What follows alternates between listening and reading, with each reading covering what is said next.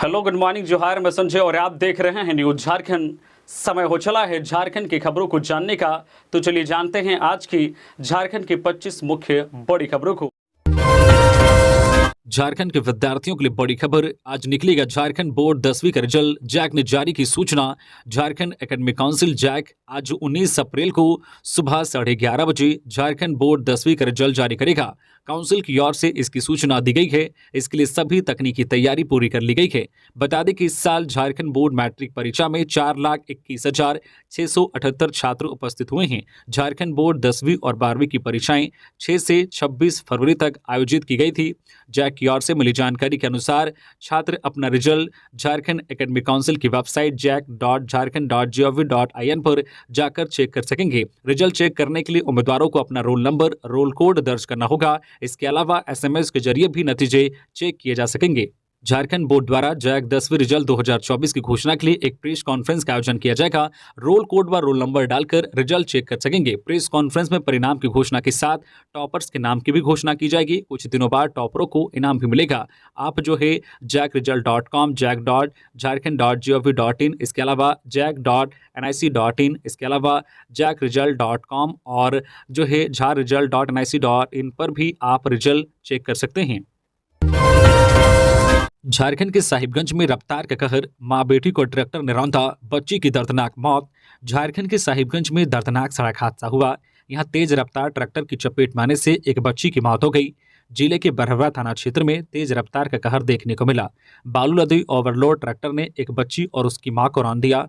घटना में बच्ची की दुर्घटनास्थल पर ही मौत हो गई, तो मां गंभीर हालत में अस्पताल में भर्ती है। जानकारी के अनुसार बरहवा थाना क्षेत्र के जो पलास बोना गांव के समीप तेज रफ्तार बालू लदी ओवरलोड ट्रैक्टर ने एक बच्ची और उसकी मां को रौंद दिया। हादसे में बच्ची की जो है दर्दनाक मौत घटनास्थल पर ही हो गई, जबकि महिला की स्थिति बेहद गंभीर बताई जा रही है। घटना के बाद आनन फानन में स्थानीय लोगों के सहयोग से महिला को पाकुड़ के सोनाजोड़ी अस्पताल में भर्ती कराया गया है। स्थानीय लोगों ने बताया कि इन दिनों बरहरवा अनुमंडल क्षेत्र में बालू की अवैध ढुलाई धड़ल्ले से चल रहा है। बालू की अवैध ढुलाई करने वाले ट्रैक्टर की रफ्तार भी काफी तेज रहती है। आए दिन रफ्तार की चपेट में आने से हादसे होते रहते हैं। गुरुवार को भी तेज रफ्तार ने ही एक मासूम की जान ले ली, तो एक महिला जिंदगी और मौत की जंग लड़ रही है। उलगुलान रैली में आदिवासी मूलवासियों पर हो रहे अत्याचार को करेंगे उजागर, चंपई सोरेन। हेमंत सोरेन की गिरफ्तारी के विरोध में होने वाली उलगुलान न्याय महारैली की सफलता को लेकर मुख्यमंत्री चंपई सोरेन ने गठबंधन दलों के नेताओं के साथ बैठक की। मुख्यमंत्री ने कहा है कि यह रैली केंद्र सरकार द्वारा आदिवासियों एवं मूलवासियों पर हो रहे अत्याचारों और उन्हें जल जंगल जमीन से दूर करने की साजिश का पर्दाफाश करेगी। विपक्षी दलों की राज्य सरकारों के खिलाफ एजेंसियों के इस्तेमाल और झूठे आरोपों द्वारा उन्हें बदनाम करने की रणनीति को देश समझ चुका है और आगामी चुनाव में जनता उन्हें जवाब देगी। प्रदेश कांग्रेस अध्यक्ष राजेश ठाकुर ने कहा है कि पूर्व पार्टी अध्यक्ष राहुल गांधी ने भारत जोड़ो न्याय यात्रा के दौरान ही हेमंत सोरेन की पत्नी कल्पना सोरेन को यह भरोसा दिलाया था कि पूरा इंडिया गठबंधन उनके इस संघर्ष में साथ रहेगा। चुने हुए मुख्यमंत्री को अन्यायपूर्ण तरीके से जेल में भेजना झारखंड की जनता बर्दाश्त नहीं करेगी। भाजपा को अपने इस षड्यंत्र की इतनी भारी कीमत चुकानी पड़ेगी कि वह विपक्षी दलों को छेड़ने से पहले 4 बार सोचने को मजबूर होगी। लोकसभा चुनाव 2024, झारखंड की 4 लोकसभा सीटों पर चुनाव की अधिसूचना जारी। 13 मई को होगी वोटिंग। भारत निर्वाचन आयोग की ओर से झारखंड की 4 लोकसभा सीटों पर चुनाव के लिए अधिसूचना जारी कर दी गई है। इसके साथ ही झारखंड में अनुसूचित जनजाति के लिए आरक्षित 3 एवं अनुसूचित जाति का के लिए आरक्षित 1 लोकसभा सीटों के लिए नामांकन की प्रक्रिया शुरू हो गई है। भारत निर्वाचन आयोग ने गुरुवार को झारखंड की 4 लोकसभा सीटों पर चुनाव के लिए अधिसूचना जारी कर दी गई है। 25 अप्रैल तक प्रत्याशी नामांकन दाखिल कर सकेंगे और 26 अप्रैल को नामांकन पत्रों की जांच की जाएगी। नामांकन वापस लेने की अंतिम तिथि जो है 29 अप्रैल है। झारखंड में 34 चरण के अंतर्गत 4 लोकसभा सीटों पर 13 मई को मतदान होना है। राज्य में 4 लोकसभा सीटों पर वोटिंग होना है। इसमें सिंहभूम, खुट्टी, लोहरदगा और पलामू लोकसभा क्षेत्र शामिल हैं। खबरों में आगे बढ़ने से पहले अगर आप अभी तक न्यूज झारखंड चैनल को सब्सक्राइब नहीं किए हैं तो प्लीज़ चैनल को सब्सक्राइब करके बेल आइकन प्रेस कर दीजिए, जिससे आपको झारखंड की हर छोटी बड़ी खबर का अपडेट आप तक पहुंचता रहे। तो चलिए बढ़ते हैं खबरों की ओर। रामनवमी पर हुई धक्का मुक्की पर कांग्रेस विधायक अंबा प्रसाद की ललकार। कहा, मैं गुंडों से डरने वाली नहीं। झारखंड कांग्रेस के विधायक अंबा प्रसाद ने रामनवमी के दिन अपने साथ हुई घटना को लेकर भाजपा और आजसू को निशाने पर लिया है। गुरुवार को अपनी आवास पर मीडिया से बातचीत में उन्होंने कहा कि वह गुंडों से डरने वाली नहीं है। अंबा प्रसाद ने कहा कि भगवान राम किसी दल विशेष के नहीं है। एक महिला विधायक के साथ जिसने गलत व्यवहार किया है वे भगवान राम के भक्त नहीं हो सकते हैं। आजसू पर प्रहार करते हुए अंबा प्रसाद ने कहा कि आजसू के लोगों का चरित्र जग जाहिर हो चुका है। रामनवमी के दिन बड़काकाना में भक्तों की बजाय राजनीतिक मंच सजाया गया था, उस पर भाजपा और आजसू पार्टी के लोगों का कब्जा था। अंबा ने कहा कि उन्हें दूसरे कार्यक्रम में जाना था, इसलिए वह अपनी बात रखना चाहती थी। जैसे ही उन्हें माइक दिया गया, माइक देने वाले व्यक्ति की पिटाई शुरू कर दी गई। उनके अंगरक्षक को भी बुरी तरह से पीटा गया। अंबा प्रसाद ने आरोप लगाया है कि ये लोग राम भगवान का नाम लेकर राजनीतिक फायदा उठाना चाहते हैं। भगवान राम ने तो मर्यादा पुरुषोत्तम राम के तौर पर खुद को साबित किया था।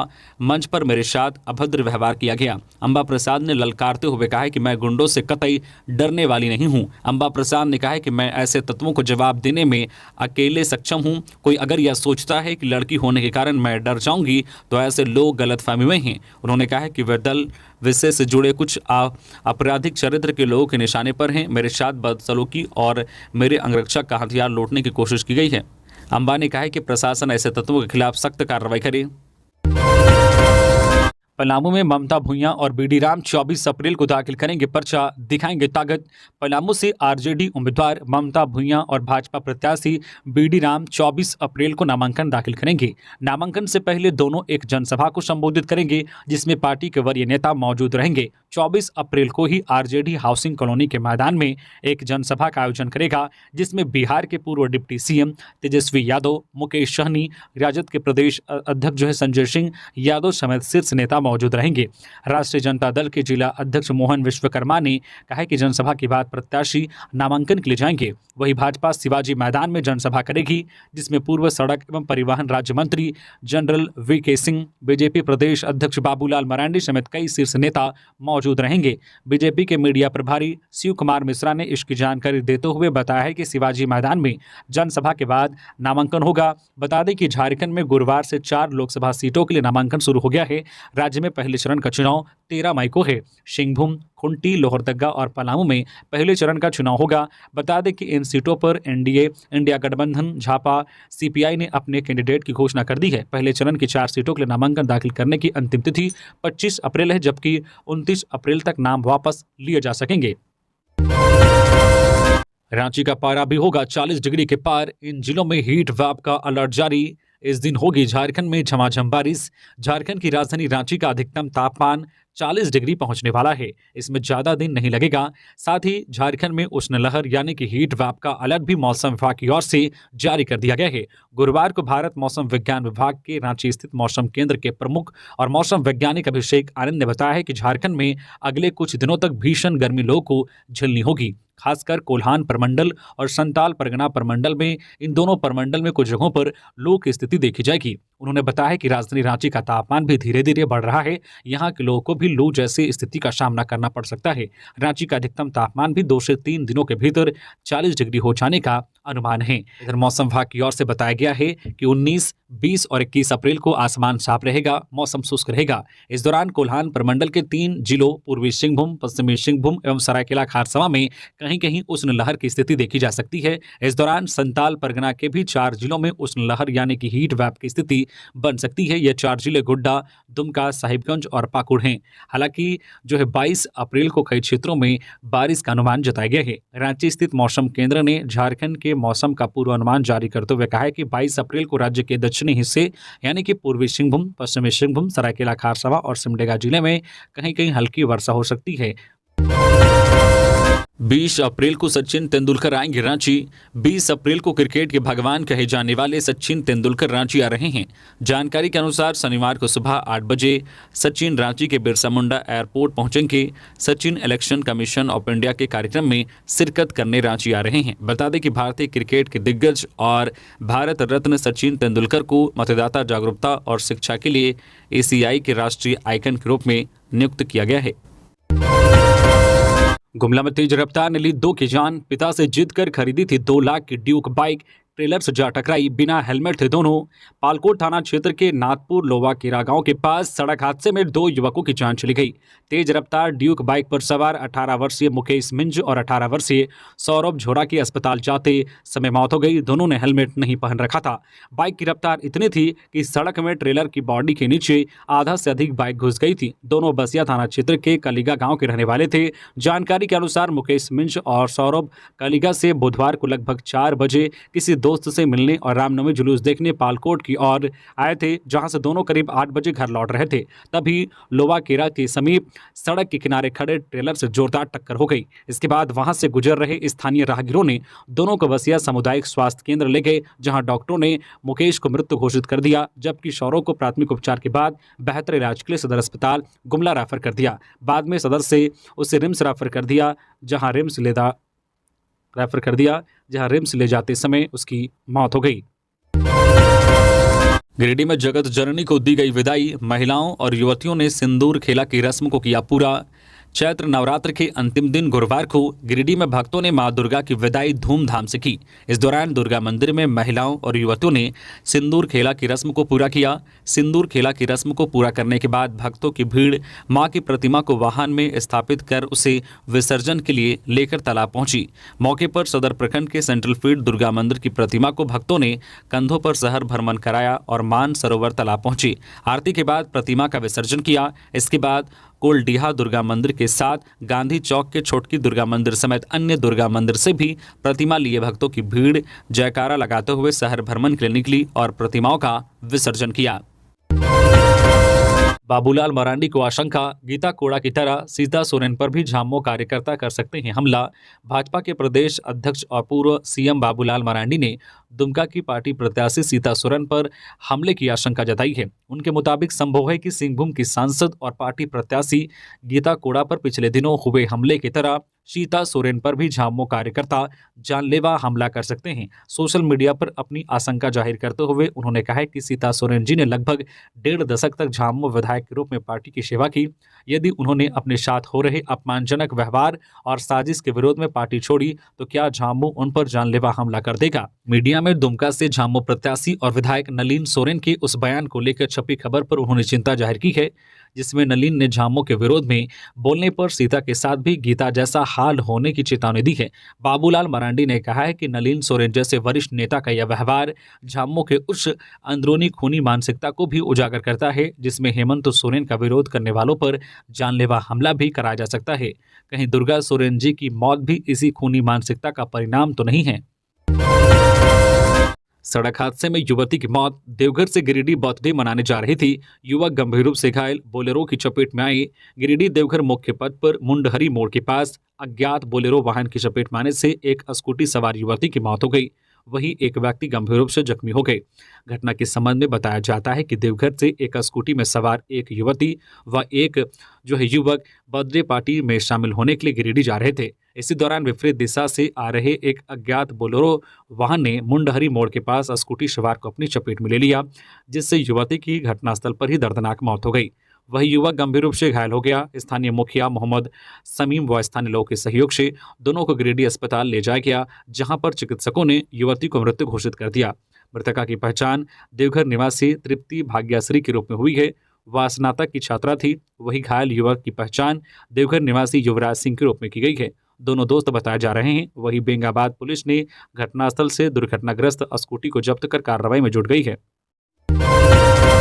न्याय उल गुलान रैली में शामिल होने रांची आएंगे लालू यादव, तेजस्वी भी रहेंगे मौजूद।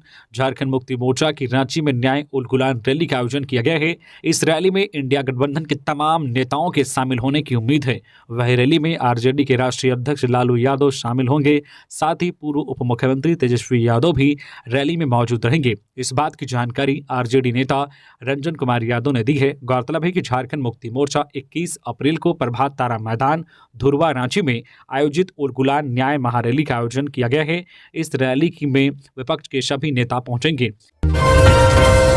चुनाव ड्यूटी में लगे वाहनों की जीपीएस ट्रैकिंग होगी। सुरक्षा बल से ईवीएम के मूवमेंट तक हर पल रहेगी निगाहें। चुनाव ड्यूटी में लगने वाली गाड़ियों पर विशेष रूप से ध्यान दिया जाएगा। इसे लेकर चुनाव आयोग द्वारा तैयारी कर ली गई है। झारखंड में पहली बार जीपीएस ट्रैकिंग सिस्टम के जरिए गाड़ियों पर निगरानी रखी जाएगी। इसे लेकर तैयारी में जुटे चुनाव आयोग का मानना है कि इससे चुनाव में पारदर्शिता आएगी। गाड़ियों के मूवमेंट पर नजर रखने के लिए जिला मुख्यालय से लेकर चुनाव आयोग कार्यालय में विशेष टीम बनाई गई है, जहां ऑनलाइन माध्यम से नजर रखी जाएगी। आयोग द्वारा कहा गया है कि गाड़ियों की निगरानी हाईटेक तरीके से होगी। इसके साथ ही ईवीएम को लेकर बूथ और स्ट्रांग रूम तक जाने वाली गाड़ी जीपीएस युक्त होंगे, जिसकी हर मूवमेंट पर आयोग की नजर होगी। इस पर करीब 1 करोड़ रुपए खर्च होने की संभावना है। जीपीएस सिस्टम लगाने का मकसद साफ है कि इलेक्शन पारदर्शी तरीके से हो। ईवीएम लेकर जाने वाली गाड़ियों में जीपीएस लगा रहेगा। इससे गाड़ियों के मूवमेंट पर नजर रखी जाएगी। जानकारी के अनुसार झारखंड में अब तक 16,000 गाड़ियों में जीपीएस लग चुका है। डम्मी कैंडिडेट पर चुनाव आयोग रखेगा सख्त निगाह, होगी कड़ी कार्रवाई। के रवि कुमार। लोकसभा चुनाव के दौरान डम्मी कैंडिडेट पर चुनाव आयोग की पैनी नजर रहेगी। मुख्य निर्वाचन पदाधिकारी के रवि कुमार ने गुरुवार को पत्रकार वार्ता में कहा है कि ऐसे कैंडिडेट की पहचान कर सख्त कार्रवाई के निर्देश दिया गया है। उन्होंने कहा कि आयोग के संज्ञान में आया है कि डम्मी कैंडिडेट के नाम पर दूसरे कैंडिडेट चुनावी खर्च मैनेज करते हैं। मुख्य निर्वाचन पदाधिकारी के रवि कुमार ने कहा कि इस बार चुनाव में उम्मीदवारों के लिए गाड़ियों का परमिट फुल प्रूफ होगा। इसके लिए आयोग ने स्टैंडर्ड जो फॉर्मेट बनाया है यह 7 तरह का होगा। इसका डुप्लीकेट बनाना मुश्किल होगा। इसमें जो है कोडिंग और माइक्रोचिप जैसी व्यवस्था होगी। इसे गाड़ी के स्क्रीन पर लगाना अनिवार्य होगा। वही गाड़ी बदलने पर परमिट सरेंडर कर नई गाड़ी का परमिट लेना होगा। लोकसभा के 4थे चरण के चुनाव के लिए झारखंड में 4 लोकसभा क्षेत्रों के लिए नामांकन के पहले दिन गुरुवार को एक भी नामांकन नहीं हुआ। पहले फेज में सिंहभूम, लोहरदगा, खूंटी और पलामू लोकसभा क्षेत्र में चुनाव होंगे। जामताड़ा में 4,20,000 बच्चों को खिलाई जाएगी अल्बेंडाजोल की गोली। राष्ट्रीय कृमि मुक्ति दिवस को लेकर स्वास्थ्य महकमा पूरी तरह से अलर्ट है और सभी तैयारियां पूरी कर ली गई है। 19 अप्रैल यानी आज शुक्रवार को एक साथ जिले के लगभग 4,20,000 बच्चों को जो है कृमि मुक्ति की दवा खिलाने का लक्ष्य निर्धारित किया गया है। छूटे हुए बच्चों को आगामी 26 अप्रैल को मॉपअप दिवस पर अल्बेंडाजोल की खुराक दी जाएगी। उक्त जानकारी सिविल सर्जन डॉक्टर अभय भूषण प्रसाद ने गुरुवार को कार्यालय में प्रेस कॉन्फ्रेंस कर दी। उन्होंने कहा है कि इस दवा का कोई भी साइड इफेक्ट नहीं है। रांची में 21 अप्रैल को न्याय उलगुलान महारैली। झारखंड में लोकसभा चुनाव का होगा शंखनाद। शामिल होंगे 5 लाख लोग। राजधानी रांची के प्रभात तारा मैदान में 21 अप्रैल को होने वाली न्याय उलगुलान महारैली की तैयारी को लेकर इंडिया गठबंधन के नेताओं ने प्रेस कॉन्फ्रेंस कर जानकारी दी। कांग्रेस मुख्यालय में आयोजित प्रेस कॉन्फ्रेंस में झामो के केंद्रीय महासचिव सुप्रियो भट्टाचार्य ने कहा कि न्याय उलगुलान महारैली में शामिल होने का न्योता इंडिया गठबंधन के वरिष्ठ नेताओं को दिया गया है। इसमें 5 लाख लोग शामिल होंगे। इसी के साथ लोकसभा चुनाव का शंखनाद होगा। सुप्रियो भट्टाचार्य ने कहा है कि न्याय उलगुलान महारैली में कांग्रेस के राष्ट्रीय मल्लिकार्जुन खड़गे, राहुल गांधी, राजद सुप्रीमो लालू प्रसाद व तेजस्वी यादव महारैली में शामिल होंगे। आप नेता व सांसद संजय सिंह और अरविंद केजरीवाल की पत्नी सुनीता केजरीवाल ने भी महारैली में शामिल होने की सहमति दी है। महाराष्ट्र से शिवसेना उद्धव ठाकरे की ओर से प्रियंका चतुर्वेदी, नेशनल कॉन्फ्रेंस से फारूक अब्दुल्ला व भाकपा माले के दीपांकर भट्टाचार्य भी महारैली में हिस्सा लेंगे। महारैली में झामो के 3 लाख से ज्यादा कार्यकर्ता शामिल होंगे। वहीं गठबंधन दलों के भी करीब 2 लाख कार्यकर्ताओं के जुटान का अनुमान है।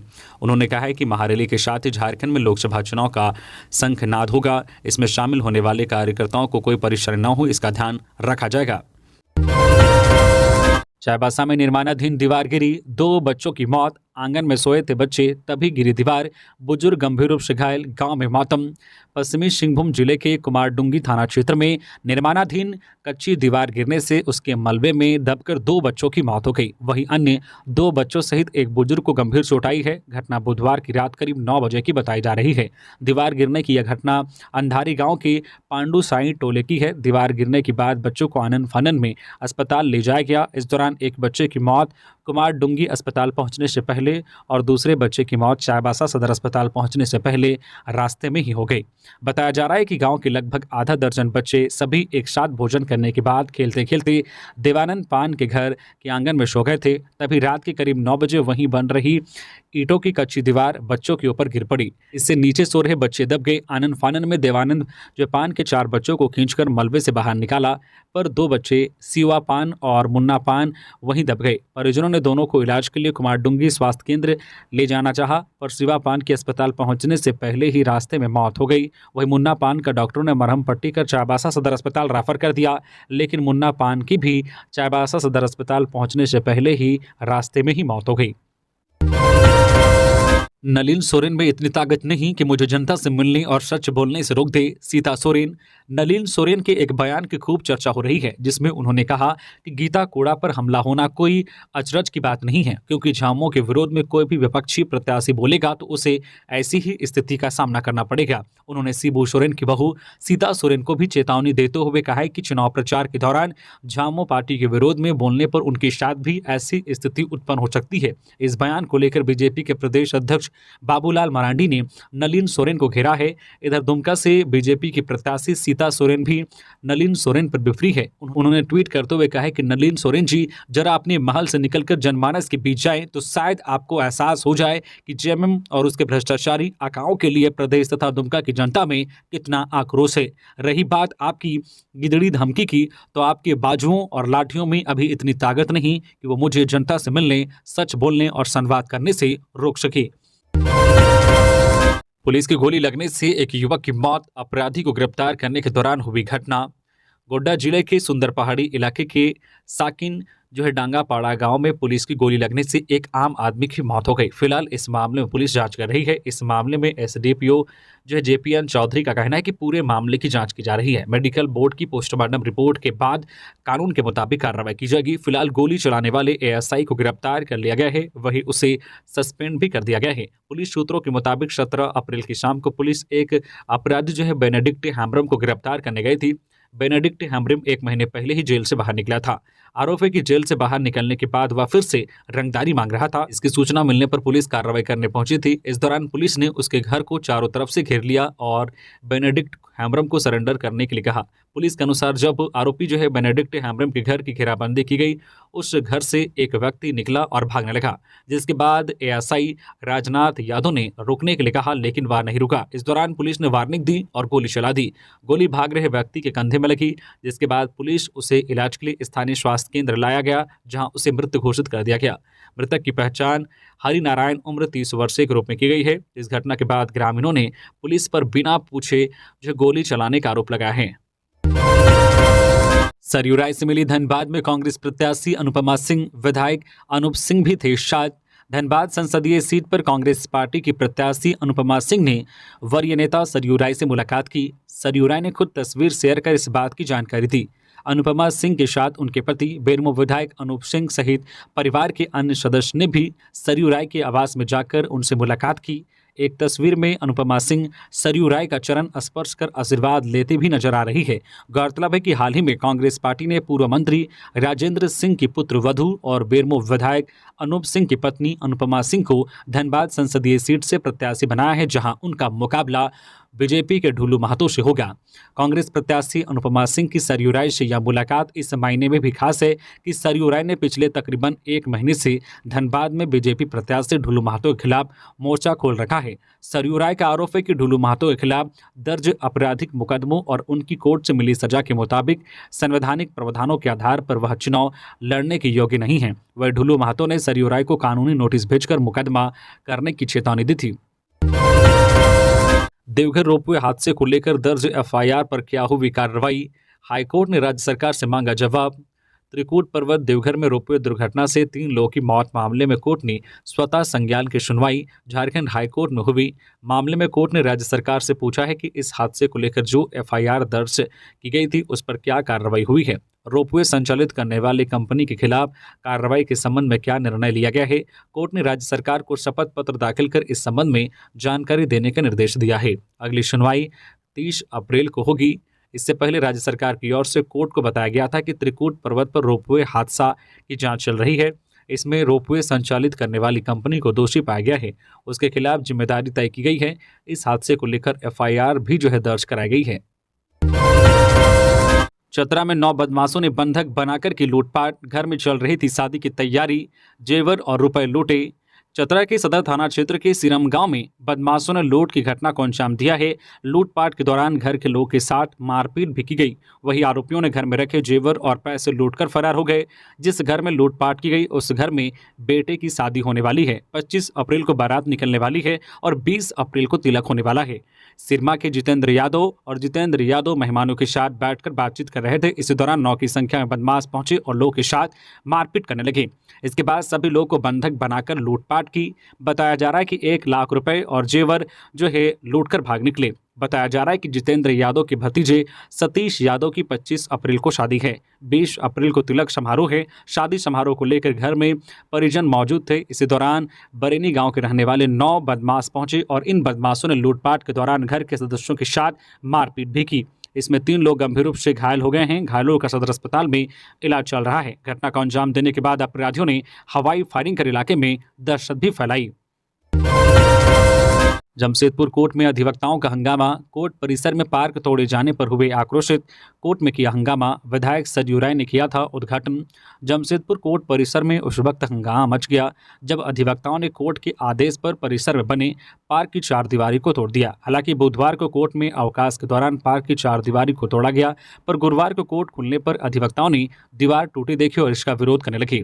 अधिवक्ताओं ने कहा कि जिला बार भवन के पास विधायक फंड से 2 माह पूर्व पार्क का उद्घाटन किया गया था। बुधवार को कोर्ट में छुट्टी का फायदा उठाकर पार्क को तोड़ दिया गया है। पार्क को तोड़े जाने को लेकर अधिवक्ताओं में काफी रोष है। इसकी शिकायत लेकर अधिवक्ताओं की एक टीम जमशेदपुर कोर्ट के प्रधान न्यायाधीश के पास पहुंचे। हो हंगामा को देखते हुए प्रधान न्यायाधीश, रजिस्ट्रार और अन्य पदाधिकारी बार भवन के पास पहुंचे और स्थिति का जायजा लिया। साथ ही पार्क को पुनः बनाकर देने का आश्वासन दिया। अधिवक्ताओं ने कहा कि कोर्ट में बने पार्क को ई कोर्ट बनाने के लिए तोड़ा गया है। जिस जगह ई कोर्ट बनना है वहां से बार भवन में प्रवेश करने के लिए काफ़ी जो है संकरा रास्ता है। इसके अलावा ई कोर्ट के बन जाने से बार भवन की खिड़कियां भी बंद हो जाएगी, जिससे काफ़ी परेशानी का भी सामना करना पड़ेगा। रांची लोकसभा की सभी विधानसभा क्षेत्र में होगा बीजेपी का जनजाति सम्मेलन। बाबूलाल मरांडी। बीजेपी एसटी मोर्चा रांची लोकसभा की हुई बैठक में प्रदेश अध्यक्ष बाबूलाल मरांडी ने कहा है कि 30 अप्रैल तक रांची लोकसभा क्षेत्र में पड़ने वाले सभी विधानसभा क्षेत्र में जनजाति सम्मेलन किया जाएगा। कहा है कि जनजाति मोर्चा के कार्यकर्ता गांव-गांव जाकर राज्य सरकार की नाकामियों एवं मोदी सरकार की उपलब्धियों को बताएंगे। बता दें कि इस बैठक की अध्यक्षता एसटी लोकसभा प्रभारी राम कुमार पाहन ने की। मरांडी ने आगे कहा है कि बीजेपी ने झारखंड राज्य का निर्माण, जनजाति मंत्रालय का गठन, द्रौपदी मुर्मू को देश का राष्ट्रपति बनाना, मोदी सरकार में 8 जनजाति मंत्री, आदिवासी महापुरुषों को सच्ची श्रद्धांजलि के लिए जनजाति गौरव दिवस, पीएम जनमन योजना सहित कई ऐतिहासिक कार्य किए गए हैं। मरांडी ने आगे कहा है कि लोकसभा चुनाव में जनजाति मोर्चा के कार्यकर्ता प्रत्येक गांव में जन संपर्क अभियान चलाकर मोदी सरकार की विभिन्न कल्याणकारी योजनाओं एवं जो है 10 वर्षों की उपलब्धियों को बताएं। कहा है कि बीजेपी के कार्यकर्ता जनजाति समाज की बहुलता वाले गांव में जाकर 100% मतदान कराएं। ये थी आज की झारखंड की टॉप बड़ी खबरें। इसी तरह से झारखंड की हर छोटी बड़ी खबर देखने के लिए आप हमारे चैनल न्यूज झारखंड चैनल को सब्सक्राइब करके बेल आइकन प्रेस कर दीजिए, जिससे झारखंड की हर छोटी बड़ी खबर का अपडेट आप तक पहुंचता रहे। तो अभी के लिए बस इतना ही। हमें दीजिए इजाजत, फिर मिलते हैं नेक्स्ट खबरों के साथ। धन्यवाद।